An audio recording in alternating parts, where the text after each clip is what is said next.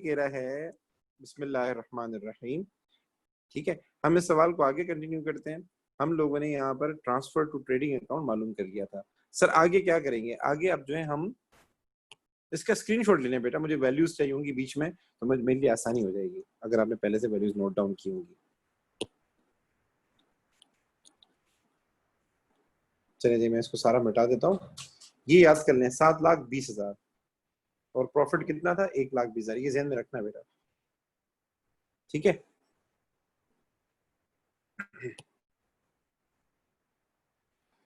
अभी बेटा इसके अंदर हमें इनकम स्टेटमेंट बनानी है। तो सर इनकम स्टेटमेंट कैसे बनाएंगे? इनकम स्टेटमेंट में हम स्टार्ट करेंगे रेवेन्यू से। इनकम स्टेटमेंट में हम स्टार्ट करेंगे रेवेन्यू से।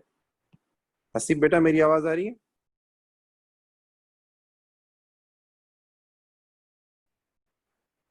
रेवेन्यू कितना है? 9,86,000। यहाँ तक मेरे साथ है। हसीब बेटा आपको मेरी आवाज आ रही है बेटा? जी सर। कैसे नो रिप्लाई करें, ठीक है। अच्छा, क्योंकि पता नहीं लगता ना, मैं इसलिए बार बार पूछ रहा होता हूँ कि मुझे यस नो में रिप्लाई क्या करें ताकि मुझे अंदाजा हो। सर रेवेन्यू के बाद स्टार्ट करते हैं। सर रेवेन्यू के बाद क्या आएगा? सर कॉस्ट ऑफ सेल्स आएगी, लेकिन हम देख लेते हैं कोई रिटर्न इनवर्ड है या नहीं है, मतलब सेल्स रिटर्न है या नहीं है। तो अगर आप देखें यहाँ आपके पास रिटर्न इनवर्ड आ रहा है 12,000 रुपए का। तो हम क्या करेंगे? रिटर्न इनवर्ड इसमें से लेस कर देंगे। तो हम लिखेंगे रिटर्न, उसके आगे लिखेंगे इनवर्ड, और कितना था हमारे पास? 12,000 का। ये इसमें से हम लोग लेस कर देंगे। तो मुझे बताएं ये कितना आ जाएगा? ये आ जाएगा 974,000। इसको चेक कर लीजिएगा बेटा, ये हमारे पास हो जाएगा नेट रेवेन्यू। यस और नो? जी गाइस, सही है? Yes sir. फिर हम लिखेंगे कॉस्ट ऑफ सेल्स। फिर हम लिखेंगे cost of sales. Sir cost of sales में सबसे पहले क्या आता है? Opening inventory of finish good. इसमें रूल क्या बताया था? रूल मैंने ये बताया था, आप लोगों ने ट्रांसफर प्राइस पे लिखना है। ट्रांसफर प्राइस पे लिखना है। तो हम देखेंगे कि इन्वेंट्री जो हमारे पास आ रही है,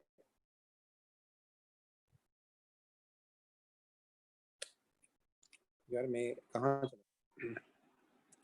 ये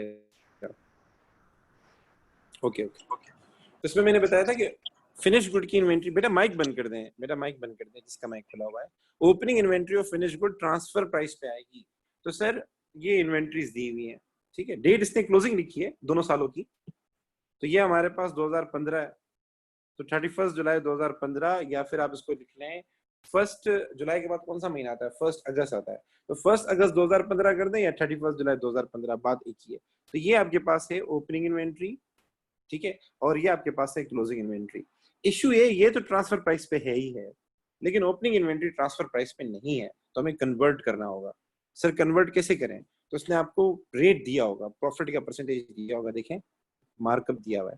तो मार्कअप लगता ही कॉस्ट के ऊपर है, या तो एससीपी लगा दो, या फिर आप सबको पता है मार्कअप लगता ही कॉस्ट के ऊपर है, और मार्जिन लगता ही ट्रांसफर प्राइस या सेलिंग प्राइस पे। तो बहुत आसान है, आप 32,000 का 20% निकाल के इसमें ऐड कर दें, ठीक है। 32,000 का 20% आ जाएगा आपके पास अराउंड कितना? 3,200, 3,200, 6400। 6,400 इसमें ऐड कर दोगे तो ये हो जाएगा 38,000। में एक मिनट सफर करें, सॉरी सॉरी सॉरी, ये आ जाएगा 6,400, और 6,400 आप 32,000 में ऐड कर देंगे, ये हो जाएगा आपके पास 38,400। ये हमारे पास आ जाएगी ट्रांसफर प्राइस। सर और दूसरा तरीका क्या है? एससीपी मेथड है, मैं वो भी सिखा देता हूँ,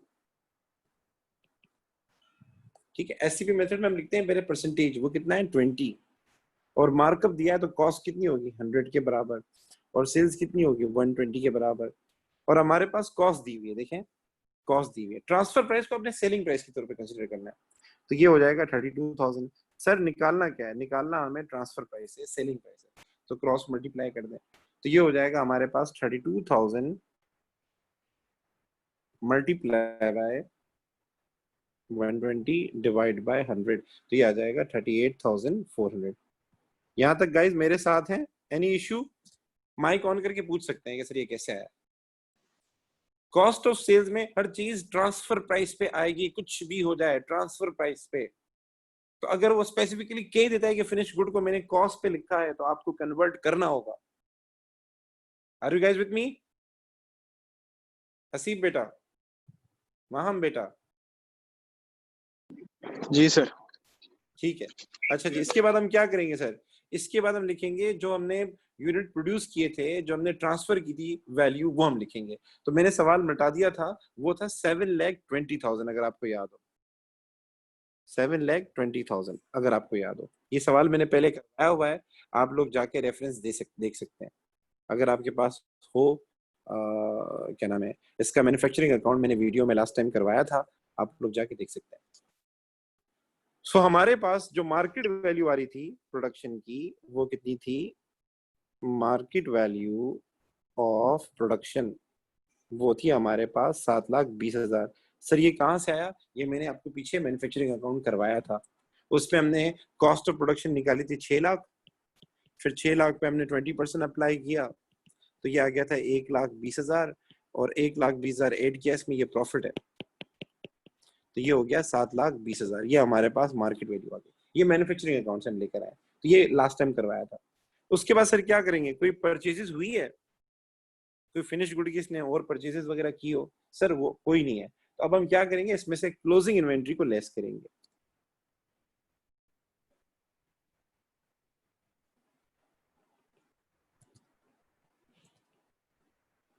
क्लोजिंग इन्वेंट्री आपको सवाल में ये दी हुई है नीचे 54,000, और है भी ट्रांसफर प्राइस पे, तो आप क्लोजिंग इन्वेंट्री लिख लें 54,000, वो उसमें से आप लेस कर दें।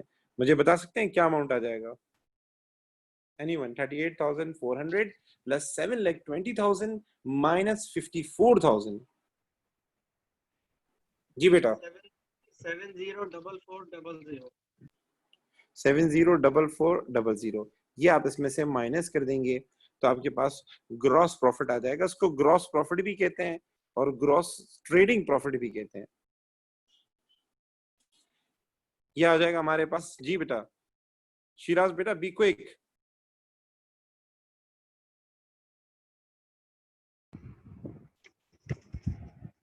Sir, 269,600.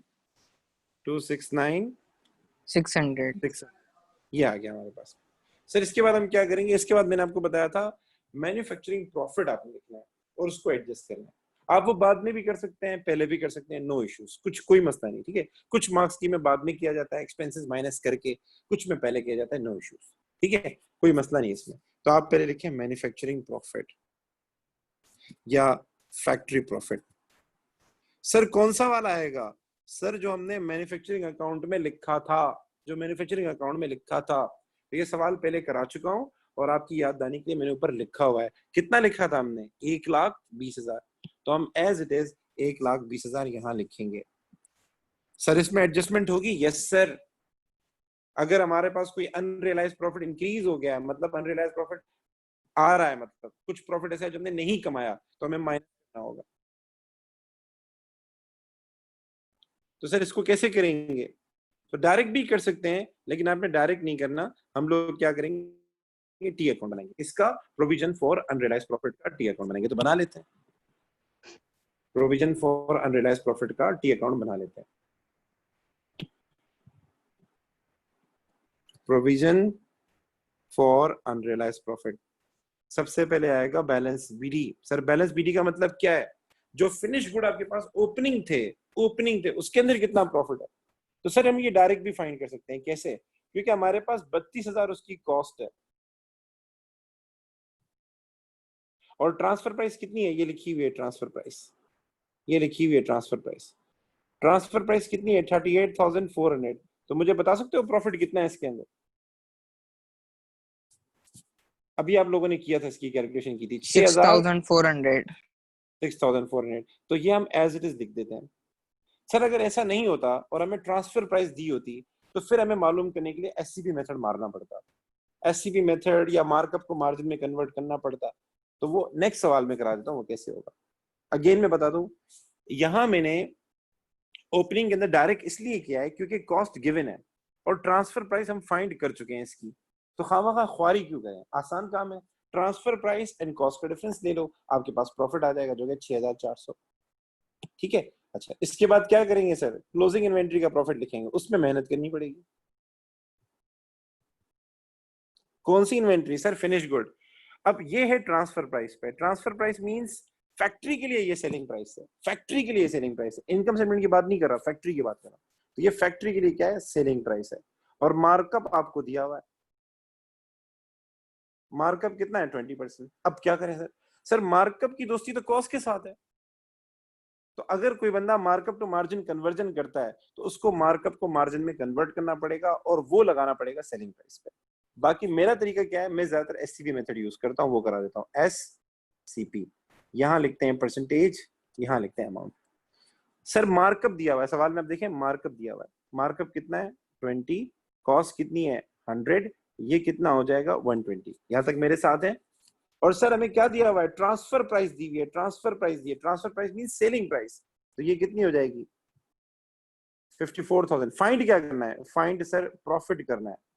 तो आप इसको क्रॉस मल्टीप्लाई कर दें, तो ये हो जाएगा 54,000 10,800। Multiply by 20 divided by 120। बताएं कितना आया ये? 9,000। 9,000। बेटा चेक करो, ये एक बंदा कुछ और बोल रहा है, एक बंदा कुछ और बोल रहा है। चेक करें, कोई मसला तो नहीं आ रहा। कैलकुलेशन करें बेटा। जी सर 9,000 आएगा, मैंने गलती से 100 अच्छा से डिवाइड कर लिया। बेटा, एससीपी मेथड अगर किसी को नहीं आता तो मैं दूसरा मेथड कराऊं, क्योंकि कुछ बच्चे ऐसे हैं जो बाहर से आए हुए हैं, उन्होंने मार्कअप मार्जिन कन्वर्जन सीखा है, मैं वो करा देता हूँ, जो बोले आप। बेटा कोई बच्चा ऐसा है जिसको एससीपी मेथड नहीं आता, तो मैं उसको मार्कअप टू मार्जिन कन्वर्जन सिखा देता हूँ। अच्छा चलो मैं बता देता हूँ। कुछ बच्चे ऐसे हैं जिन्होंने एससीपी मेथड नहीं सीखा हुआ, जो स्कूल में मार्कअप टू मार्जिन कन्वर्जन पढ़ के आए। तो सर ये सेलिंग प्राइस है, सेलिंग प्राइस पे मार्कअप नहीं लगता, मार्कअप तो लगता है कॉस्ट पे। तो आप इसको मार्जिन में कन्वर्ट कर दें। उसका तरीका ये होता है कि 20 डिवाइडेड बाय 100। पहले इसको लिखो फ्रैक्शन में, पहले इसको किसमें लिखो? फ्रैक्शन में। ठीक है, पहले इसको लिखो फ्रैक्शन में। और आपको क्या गिवन है? मार्कअप। तो मार्कअप के आखिर में क्या आ रहा है? P. P means positive, P means positive. तो ये न्यूमरेटर आप डिनोमिनेटर में ऐड कर दें, तो ये क्या हो जाएगा? 20/120 हो जाएगा। इसको आप मल्टीप्लाई कर दें सेलिंग प्राइस के साथ, तो आपके पास प्रॉफिट आ जाएगा। That's it. तो अगर कोई बंदा एससीपी मेथड नहीं सीखा हुआ, तो उसको मैं बता रहा हूं मार्कअप लगता है किस पे? कॉस्ट पे। और मार्जिन लगता है किस पे? सेलिंग प्राइस पे या ट्रांसफर प्राइस पे। तो सर इस सवाल में मार्कअप गिवन है और दूसरी तरफ ट्रांसफर प्राइस गिवन है, दोनों के दरमियान तलाक है भाई, नहीं दोस्ती है ही नहीं, कन्वर्ट करना पड़ेगा। तो आसान सा तरीका, आप फ्रिक्शन में लिखें, फ्रिक्शन में लिखें, और आपको मार्कअप गिवन है, मार्कअप के आखिर में क्या है? P for positive. तो जो न्यूमरेटर है वो डिनोमिनेटर में ऐड कर दो, तो वो हो जाएगा 20 डिवाइडेड बाय 120। ये आपके लिए वो एक फ्रैक्शन आ गया, इसको आप मल्टीप्लाई कर दें सेलिंग प्राइस के साथ, you will get the profit. Is it clear बेटा? Yes sir. ठीक है, ठीक है, ओके बेटा। सो आप टेंशन नहीं लें, हम सवाल करते जाएंगे तो चीजें क्लियर होती जाएंगी, ठीक है? अच्छा जी, अब सर हम टोटल करेंगे दोनों साइड का। टोटल किया तो मेरे ख्याल से क्रेडिट डेबिट साइड हायर है, ये हो जाएगा 9,000, ये हो जाएगा 9,000। डिफरेंस कितना आया बेटा? डिफरेंस आ जाएगा 3,400। और यहाँ आगे लिखेंगे income statement 2600। 2600। Okay okay difference sir. यार, हाँ 2600। Okay okay okay okay 2600। 26 difference आएगा ये हमारे पास। और ये डिफरेंस क्या शो कर रहा है? ये डिफरेंस शो कर रहा है आपके पास बैलेंस सीरीज ज्यादा है, बैलेंस सीरीज ज्यादा है, इसीलिए प्रोविजन क्रेडिट हुआ है। अनरियलाइज प्रॉफिट अगर क्रेडिट हो रहा है, इसका मतलब ये कि आपके पास अनरियलाइज प्रॉफिट बढ़ रहा है। ऐसा प्रॉफिट जो आपने नहीं कमाया वो बढ़ रहा है, और वो कितना बनता है? 2,600 बनता है। तो अनरियलाइज प्रॉफिट अगर बढ़ रहा हो तो ये नेगेटिव है, ये आपके लिए अच्छी बात नहीं है। तो हम क्या करेंगे? इसको लेस करेंगे। ये इंक्रीज इन, सर मुझे कैसे पता चलेगा ये इंक्रीज है डिक्रीज है? तो आसान सा रूल है, बैलेंस सीरीज देखो, बैलेंस सीरीज ज्यादा है या कम है? सर ज्यादा है, तो it means it is increase in provision for unrealised profit. Provision का इंक्रीज होना नेगेटिव बात होती है, ठीक है? सो आप इसको क्या करेंगे? 2,600 यहां से माइनस कर देंगे और यहां लिखेंगे इंक्रीज इन। एक मिनट सबर कीजिएगा, मैं रेड पेन से लिखूं ताकि आपकी जिंदगी आसान हो जाए। रेड कलर वैसे मोहब्बत की निशानी है, लेकिन अकाउंटिंग में ये नेगेटिव चीज है, ठीक है? बताएं कितना आया टोटल इसका? ये आ जाएगा 117,400। बेटा यहां तक कोई चीज नहीं समझ में आए तो पूछ लें। महाम बेटा शिराज बेटा, हसीब बेटा, अबू बकर, कोई चीज नहीं समझ में आए पूछ सकते हैं। राहुल बेटा, सर इंक्रीज होना बुरी बात क्यों है? इंक्रीज होना बुरी बात क्यों है? देखिए, ये जो प्रोविजन का अकाउंट बन रहा है ये अनरियलाइज प्रॉफिट के लिए बन रहा है। हम ये देखना चाह रहे हैं हमारा कितना प्रॉफिट अभी तक अनरियलाइज है, मतलब हमने कमाया नहीं है, हमने कमाया नहीं है। तो साल के शुरू में था 6400, ये पिछले साल का था अनरियलाइज। इस साल का ओपनिंग है, ये प्रॉफिट पिछले साल अनरियलाइज था, पिछले साल अनरियलाइज था, मतलब पिछले साल हमने नहीं कमाया था। और हमारे पास इस साल के आखिर में हमने कितना प्रॉफिट नहीं कमाया? 9000 नहीं कमाया। तो जो पिछले साल का होता है वो अमूमन हम इस साल कमा लेते हैं। सर कैसे कमा लेते हैं? बिजनेस का रूल है, पहले कौन सा माल बेचेगा, पुराना वाला या नया वाला बेचेगा? पुराना वाला। पुराना वाला। तो जो पिछले साल का अनरियलाइज मैंने नहीं कमाया वो हम कमा चुके हैं, ठीक है। तो 6400 हम कमा चुके हैं और साल के आखिर में अनरियलाइज प्रॉफिट हमारे पास कितना आ रहा है? 9000 आ रहा है। ये क्या शो कर रहा है? ये क्लोजिंग इन्वेंट्री का आपका अनरियलाइज प्रॉफिट है। तो 6400 आप कमा चुके हैं, 9000 आपने नहीं कमाया। ओवरऑल नेट, अगर हम इसका नेट इंपैक्ट देखें तो 2600 आपके पास डोमिनेटिंग आएगा। आपके पास डोमिनेटिंग फैक्टर बैलेंस सीधी है। सो 2600 एक सेट ऑफ अमाउंट है जो आपने अभी तक नहीं कमाया। मैं दोबारा बता दूं, नहीं आ क्लोजिंग इन्वेंट्री का जो प्रॉफिट है ना वो आपने अभी तक नहीं कमाया, क्योंकि क्लोजिंग इन्वेंट्री आपने नहीं बेची। वो कितना है? 9000। वो माइनस होना चाहिए, ये पूरा का पूरा माइनस होना चाहिए। लेकिन हम एडजस्टमेंट करेंगे। कैसे? पिछले साल का प्लस करेंगे और इस साल का माइनस करेंगे और हम नेट बैलेंस लेके जाते हैं। ये वाला जो प्रॉफिट है ना, ये वाला जो प्रॉफिट है ये आप कमा चुके हैं, तो इसको ऐड करना है। और 9000 आपने नहीं कमाया, इसको माइनस करना है। तो नेट इंपैक्ट जो आपके पास पड़ेगा वो कितना होगा? वो 2600 का होगा। So provision for unrealised profit अगर इंक्रीज हो रहा है, इट मींस आपके पास अनरियलाइज प्रॉफिट कुछ पड़ा हुआ है जो आपने अभी तक माइनस नहीं किया, वो आपने माइनस करना होगा। और प्रोविजन फॉर अनरियलाइज प्रॉफिट अगर डिक्रीज हो रहा है, इसका क्या मतलब है? कि आपके पास पिछले साल का कोई अनरियलाइज प्रॉफिट था वो आपने गेन कर लिया, वो आपने तो ज्यादा वो बेच ऐड लिया, करेंगे ना वो सर? ऐड करेंगे, ठीक है। Have you got this? जी सर। अच्छा सर, इसके बाद क्या करेंगे? इसके बाद जिंदगी आसान है, एक्सपेंसेस माइनस करो। एक्सपेंसेस सर कौन से आएंगे? जो नॉन प्रोडक्शन होते हैं। कौन से होते हैं? Non production. Non production expense की पहचान ये होती है, उसके आगे लिखा होगा ऑफिस, फैक्ट्री का वर्ड नहीं होगा। सर सेलिंग एंड डिस्ट्रीब्यूशन क्या होता है? Non production. मैं लिख देता हूँ। नॉन प्रोडक्शन कौन से होते हैं? जिनका ताल्लुक एडमिन से होता है, जिनका ताल्लुक ऑफिस से होता है। नॉन प्रोडक्शन कौन से होते हैं? जिनका ताल्लुक सेलिंग एंड डिस्ट्रीब्यूशन से होता है। तो बैड डेट्स कब अराइज होते हैं? सामान बेचने के बाद, non production. Provision for doubtful debt कब अराइज होता है? सामान बेचने के बाद, नॉन प्रोडक्शन। डिलीवरी व्हीकल्स, आप सिर्फ सामान को बेचने के लिए डिलीवरी व्हीकल यूज करते हैं, वो क्या है? Non production. कैरेज आउटवर्ड, सामान को बेचने के लिए यूज होता है, नॉन प्रोडक्शन, मतलब सामान को प्रोड्यूस करने के लिए नहीं होता। वो सारे एक्सपेंस माइनस होंगे यहाँ पे। तो आ जाए एक्सपेंसेस माइनस करते हैं। तो पहले ये मिटा देता हूं ताकि एक्सपेंसेस ढूंढना आसान हो जाए। अब शुरू से देखें। कैरेज आउटवर्ड हमारे पास नॉन प्रोडक्शन एक्सपेंस यहाँ आएगा। अच्छा जी, ओवरहेड के अंदर ये जो ऑफिस है ये नॉन प्रोडक्शन है, ये भी यहाँ पर आएगा, ठीक है। उसके अलावा और क्या आ सकता है हमारे पास? ठीक है, रेंट की इसने बात की थी कि ये जो हमारे पास ऑफिस में आ रहा है 194,000 ओवरहेड्स के अंदर, इसमें रेंट को एडजस्ट करना, तो वो करके दे देता हूं आपको। तो आज हम लिखेंगे लेस एक्सपेंसेस।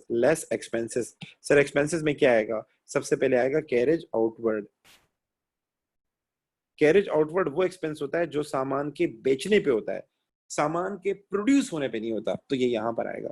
तो कैरेज आउटवर्ड कितना है? 17,500, ठीक है। उसके अलावा हमारे पास और कौन सा एक्सपेंस आएगा? और हमारे पास आएगा, आप लिख दें ऑफिस ओवरहेड।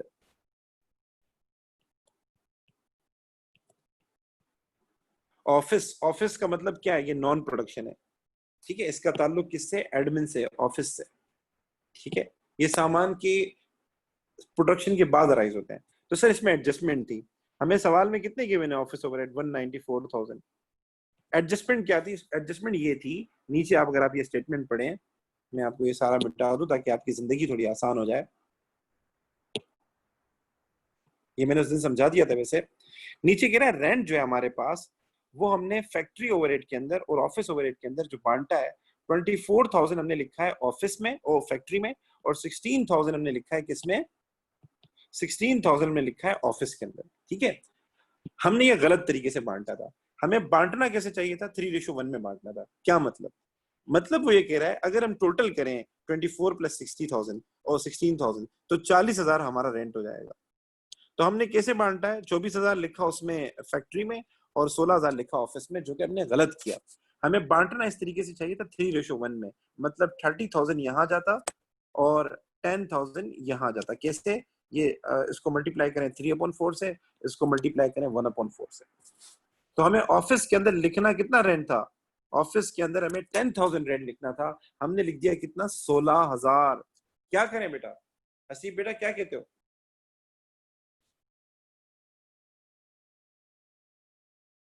हसीब बेटा, आर यू लिसनिंग टू मी?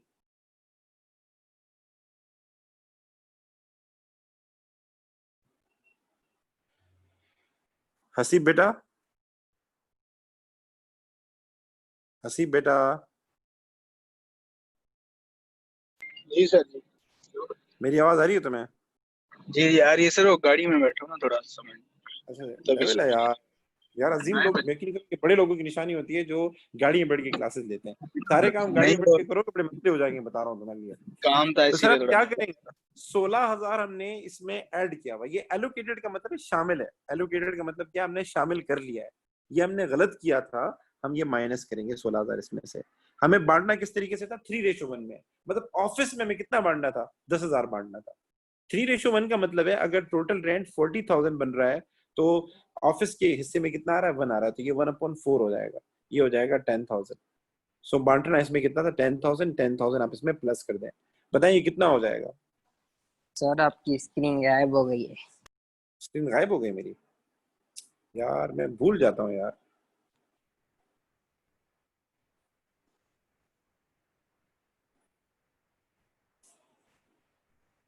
अब नजर आ रही है? जी थैंक यू सर। बेटा। ओके, मैं ये कह रहा था हमारे पास टोटल रेंट बनता था 40,000 और हमारे पास जो ऑफिस का रेशो था वो 1 था, तो ओवरऑल टोटल बन रहा था 4, तो 1/4 से मल्टीप्लाई करेंगे ये आ जाएगा 10,000। तो बेसिकली ऑफिस में हमें लिखना था कितना, 10,000, जबकि हमने एलोकेट कितना किया है, 16,000, जो कि हमने गलत किया।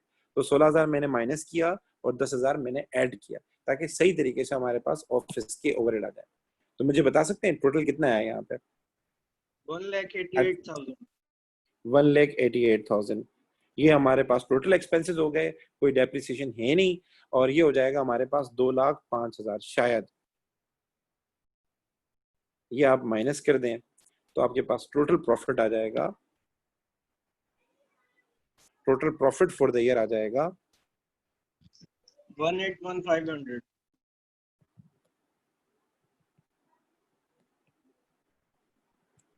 1,81,500। यहां तक कोई इशू? यहां तक कोई इशू?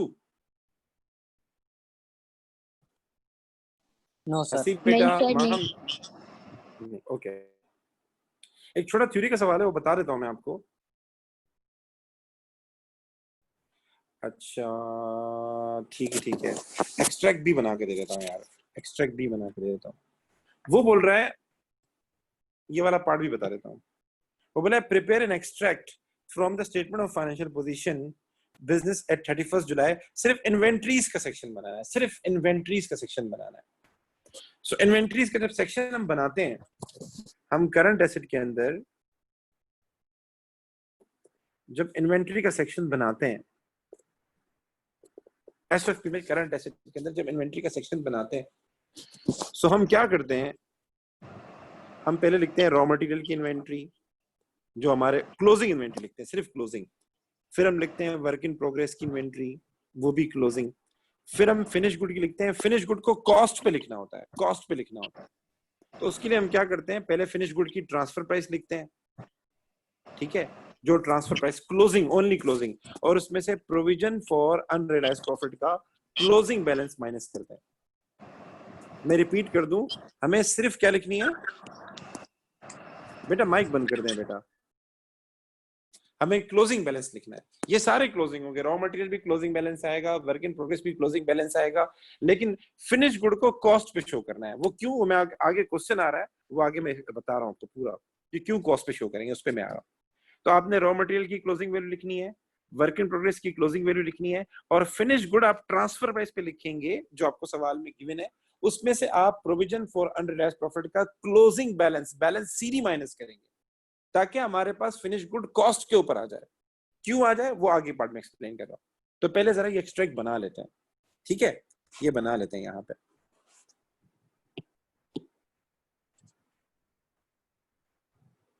ये बना लेते हैं, ओके। तो सबसे पहले हम लिखेंगे करंट एसेट,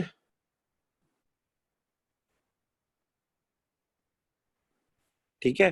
करंट एसेट में हमारे पास सबसे पहले आएगा raw material.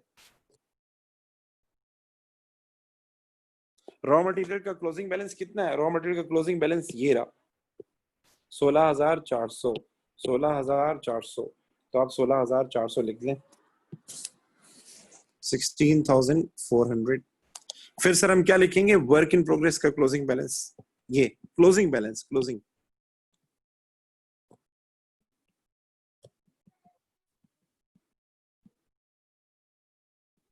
Work in progress का क्लोजिंग बैलेंस है हमारे पास 20,200। फिर उसके बाद सर क्या करेंगे? जो हमारे पास फिनिश गुड है उसको पहले लिखेंगे ट्रांसफर प्राइस पे। तो जो हमारे पास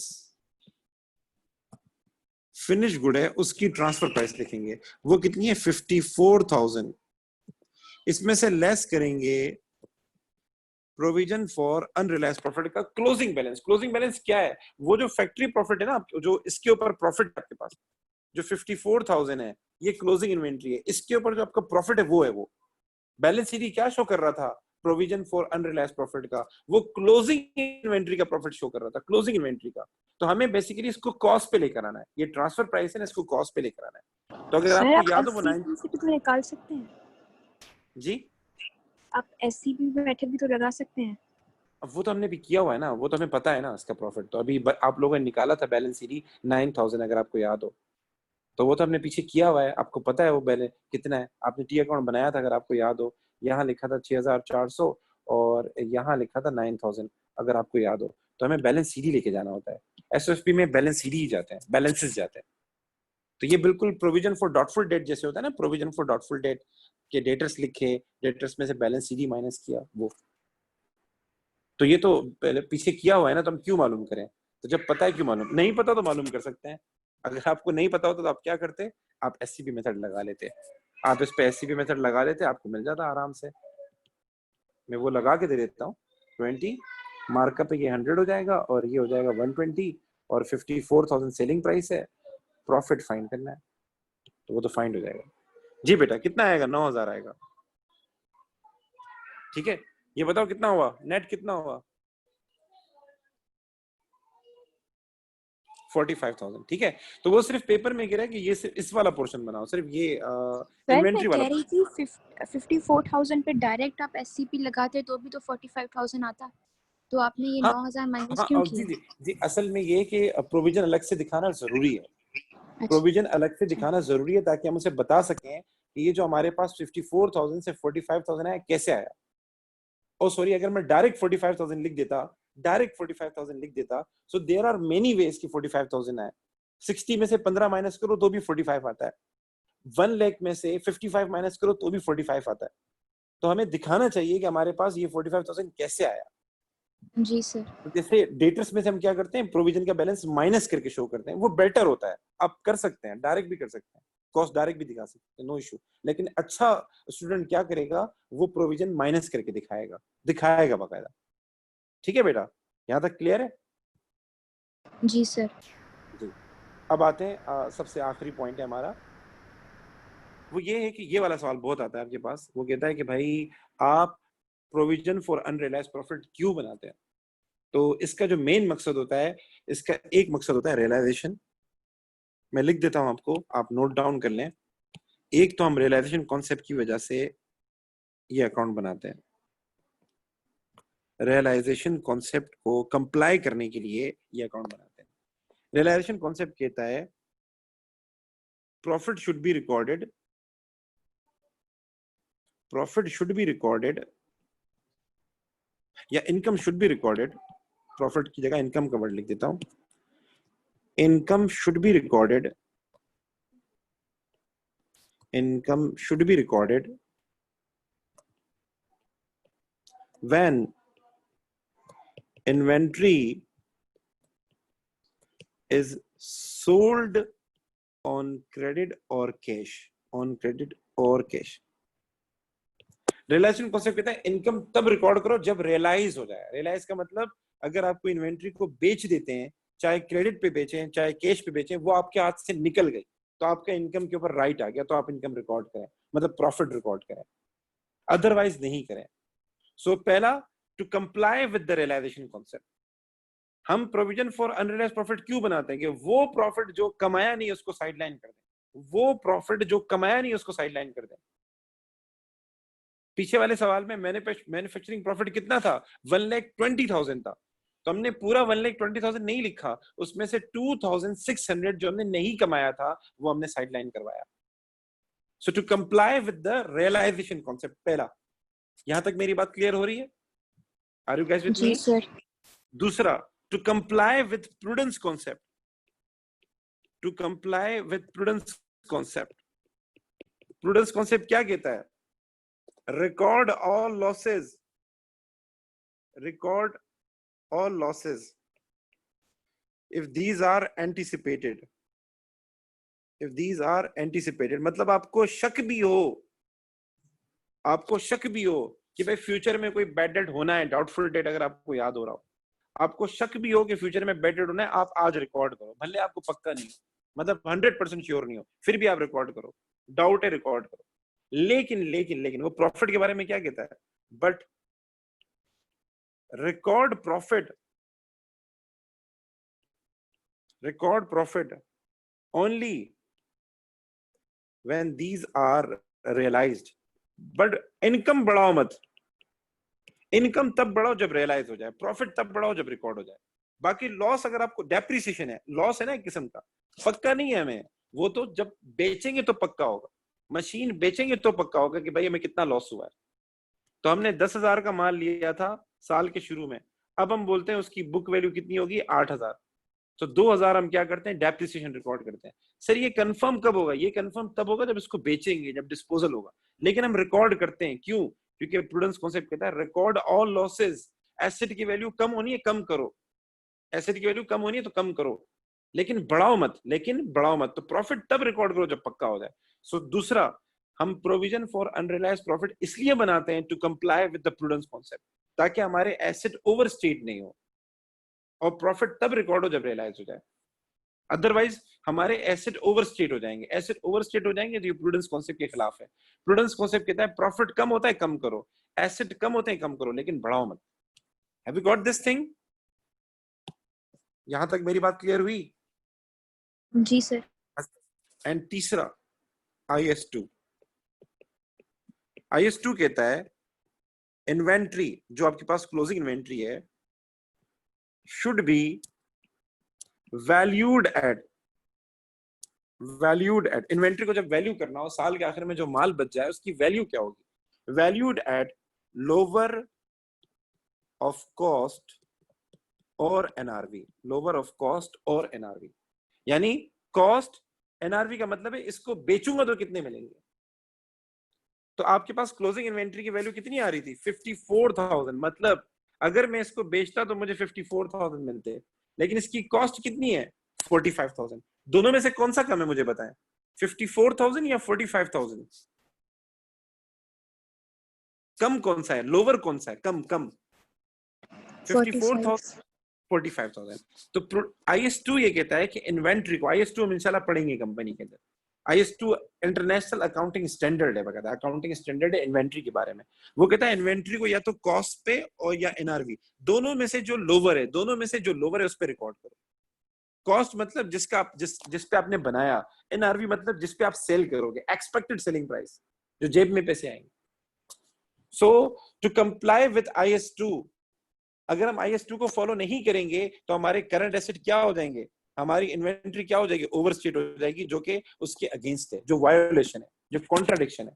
सो इन तीन कॉन्सेप्ट की वजह से, प्रूडेंस कॉन्सेप्ट की वजह से, रियलाइजेशन की वजह से, and to comply with IS2, ताकि हमारी इन्वेंट्री ओवरस्टेट नहीं हो, ठीक है, इसीलिए क्या नाम है, हम जो है प्रोविजन फॉर अनरियलाइज्ड प्रॉफिट बना रहे होते हैं। तो ये 6 मार्क्स का मैंने लिखवा दिया आपको तो 4 मार्क्स के लिए तकरीबन 2 पॉइंट ही पूरे हैं, रियलाइजेशन बता दें एंड प्रूडेंस बता दें, इनफ है। लेकिन 6 मास का सवाल आ जाए तब भी आप कवर कर सकते हैं। ठीक है, यहां तक मेरे साथ हैं? चलें जी, आखिरी सवाल करते थे। ये तो बहुत आसान है। ये देखें, थ्योरी मैं आपको पहले ही बता चुका हूँ, अब भी बता रहा हूँ बेटा, थ्योरी आप लोगों की बहुत स्ट्रांग होनी चाहिए। आप थ्योरी के खाली मार्क्स देख लें, 7 मार्क्स तो कहीं नहीं जाते थ्योरी में। आप देख लें 4 मार्क्स का ये और 4 मार्क्स के 8 मार्क्स की थ्योरी थी। 150 में से 95 पे ए जा रहा है 150 में से 95 पे ए जा रहा है। तो मैं बोलूं, और थ्योरी कितनी आसान है। अनरियलाइज्ड प्रॉपर्टी के ये 3 पॉइंट आप याद कर लें, आप जितने भी सवाल मैनेज कर सकते हैं। मैं आपको आज नोट्स भेज दूंगा, मैन्युफैक्चरिंग है मेरे पास, पूरा वो बना हुआ है 2016 टू 2019 तक के। चलिए जी, ये वाला सवाल है।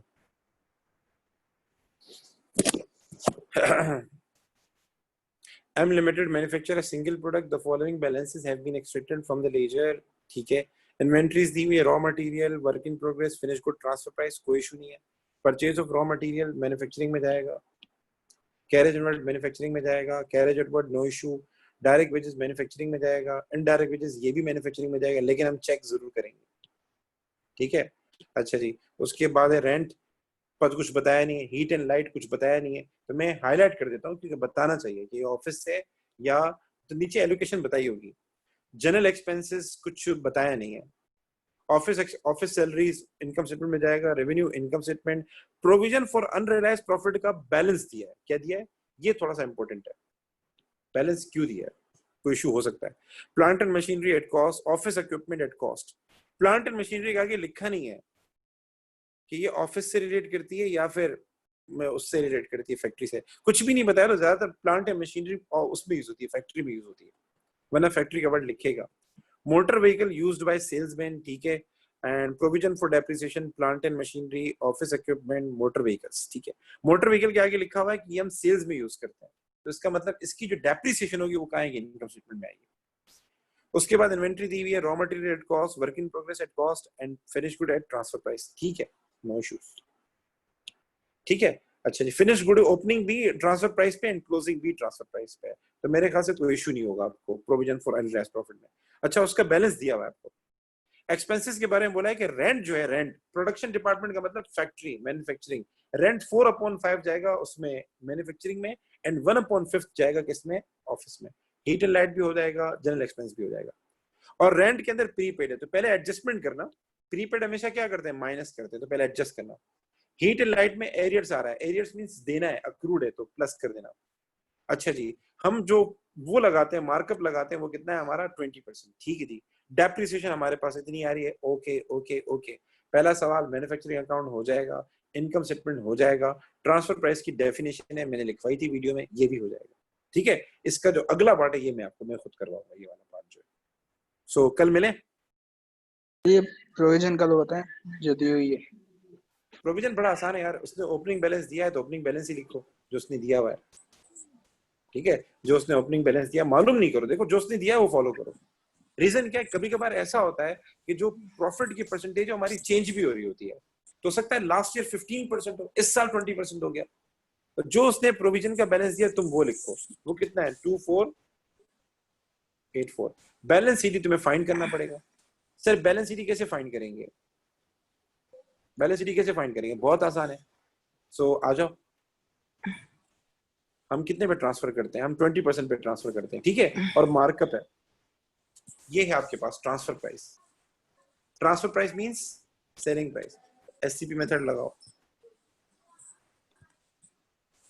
मार्कअप है 20, 100 एंड 120, ठीक है। और ट्रांसफर प्राइस, सेलिंग प्राइस, ये कितना है हमारे पास 15,750। सर फाइंड क्या करना है, प्रॉफिट करना है, क्रॉस मल्टीप्लाई कर दो।